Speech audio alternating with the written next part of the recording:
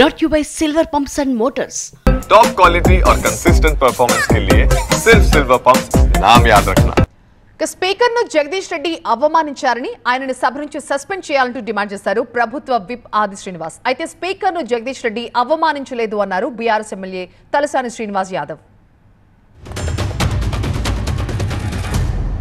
Speaker పట్టుకొని ఏకవచనంతో నీవెంత అనేటువంటి విధంగా మాట్లాడిన మాటలకు క్షమాపణ చెప్పడంతో పాటు ముక్కు నేలకు రాసిన ఆయన మాట్లాడిన మాటలు తప్పు క్షమించేటివి కావు. కాబట్టి ఈ శాసనసభ కాల సమయం ఏదైతే ఈ 5 సంవత్సరాలు 15 మాసాలు మిగతా దానికి ఎక్స్పెల్ చేయాలి, వారిని పూర్తిగా ఈ కాలంలో సస్పెండ్ చేసి వారు రాకుండా మరొకరికి జ్ఞానోదయం అయ్యే విధంగా ఇక ముందు ఎవరు కూడా పల్లెత్తు మాట స్పీకర్ చైర్కు వ్యతిరేకంగా మాట్లాడుకుంటూ ఉండే విధంగా ఈరోజు నిర్ణయం తీసుకోవాలని చెప్పని మేము గౌరవ శాసనసభ స్పీకర్ గారిని కోరుతాము.